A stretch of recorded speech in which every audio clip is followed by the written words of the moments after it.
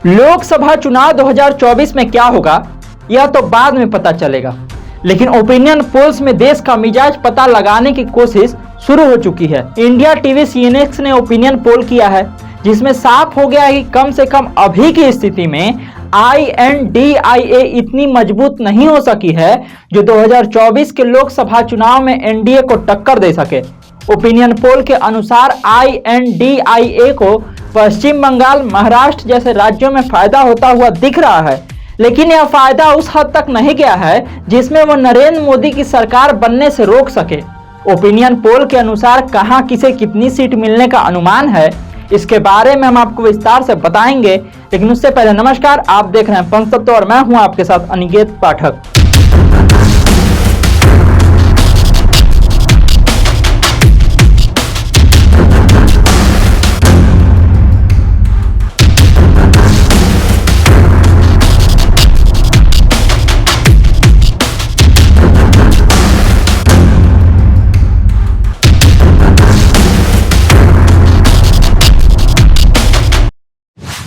लोकसभा में सीटों के लिहाज से सबसे बड़े उत्तर प्रदेश में अगले चुनाव में भी भाजपा और एनडीए की बढ़त दिख रही है। 80 सीटों वाले उत्तर प्रदेश में भाजपा 70 सीटें जीत सकती है, जबकि कांग्रेस के पास 2 सीटें आने की उम्मीद है। समाजवादी पार्टी 4 सीटों पर आ सकती है, जबकि बसपा कहीं कोई सीट नहीं लेती दिख रही है। वहीं लोकसभा में सीटों के लिहाज से दूसरे सबसे बड़े राज्य महाराष्ट्र में मामला 50-50 का दिख रहा है। यहां भाजपा को 20, शिंदे गुट शिवसेना को 2, अजीत पवार गुट एनसीपी को 2 सीटें मिलने के आसार हैं, यानी एनडीए 24 सीटें ला सकता है, जबकि INDIA के खाते में भी 24 सीटें ही जाती दिख रही हैं। सर्वे के मुताबिक बिहार की 40 में से 26 सीटों पर एनडीए के उम्मीदवार जीत सकते हैं, जबकि INDIA के 16 उम्मीदवारों को जीत मिल सकती है। इसमें जदयू और राजद के 7-7 उम्मीदवारों के जीत की उम्मीद जताई गई है, जबकि 2 सीटें कांग्रेस के खाते में जाएंगी। वहीं एनडीए के पाले में 20 सीटें भाजपा और 6 सीटें सहयोगी दल को मिलने की उम्मीद जताई गई है। अगर ये आंकड़े सटीक बैठते हैं तो नीतीश कुमार की पार्टी के लिए बड़ा झटका साबित होगा, क्योंकि नीतीश की पार्टी जदयू के पास अभी लोकसभा में 16 सांसद हैं। हालांकि राजद और कांग्रेस के लिए इसमें फायदे वाले नंबर्स हैं, क्योंकि राजद के पास 0 और कांग्रेस के पास बिहार में 1 लोकसभा सांसद हैं। INDIA गठन का लाभ वैसे तो कई दलों को मिल रहा है, जिसमें कांग्रेस भी शामिल है, लेकिन सबसे बड़ा लाभ ममता बनर्जी को मिल रहा है। 2019 के लोकसभा चुनाव में भाजपा बड़ी ताकत बनकर बंगाल में उभरी थी, लेकिन 2024 में ममता बनर्जी अपनी खोई जमीन हासिल करती दिख रही हैं। पिछले चुनाव में 22 सीटें जीतने वाली ममता की पार्टी अगली बार 29 सीटें जीत सकती है। वहीं भाजपा के हाथ में 12 सीटें आ सकती है। ओपिनियन पोल के अनुसार दिल्ली में एनडीए को अगले चुनाव में नुकसान हो सकता है। दिल्ली की कुल 7 सीटें हैं और सभी पर भाजपा के ही सांसद हैं, लेकिन अगले चुनाव में दिल्ली की 2 सीटों पर अन्य दल के उम्मीदवार को जीत मिल सकती है। मध्य प्रदेश में भी एनडीए को नुकसान होता दिख रहा है। 2019 के लोकसभा चुनाव में भाजपा ने मध्य प्रदेश की 29 में से 28 सीटों पर जीत दर्ज की थी, लेकिन सर्वे बता रहे हैं कि 2024 के चुनाव में भाजपा 24 सीटें जीत सकती है। 5 सीटें विपक्षी उम्मीदवारों के खाते में जाती दिख रही है।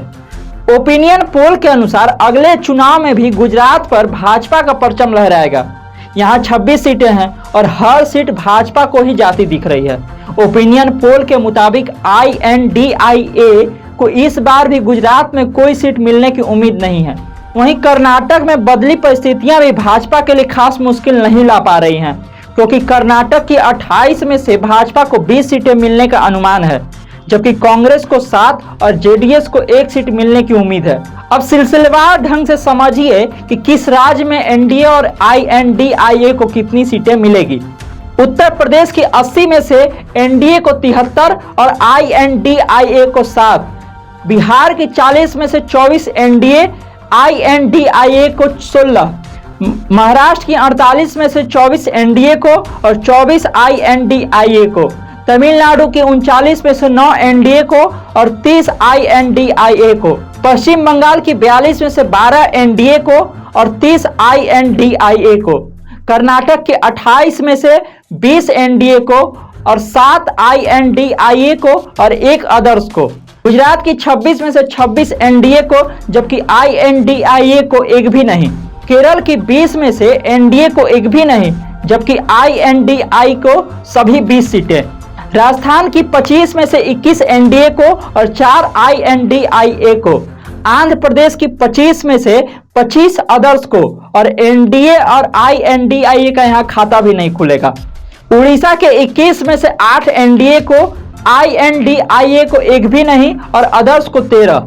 मध्य प्रदेश की 29 में से 24 NDA को और 5 INDIA को। तेलंगाना की 17 में से 6 NDA को और INDIA को 2, जबकि अदर्स को 9। असम की 14 में से 12 NDA को और INDIA को 1, जबकि अदर्स को भी 1। छत्तीसगढ़ के 11 में से 7 NDA को और INDIA को 4। झारखंड की 14 में से 13 NDA को और INDIA को 1। हरियाणा की 10 में से 8 NDA को और INDIA को 2। पंजाब की 13 में से 13 INDIA को, जबकि NDA को एक भी नहीं। दिल्ली की 7 में से 5 NDA को और 2 INDIA को। उत्तराखंड की 5 में से 5 NDA को, जबकि INDIA को एक भी नहीं। जम्मू कश्मीर लद्दाख की 6 में से 3 NDA को, INDIA को 2, जबकि अदर्स को 1।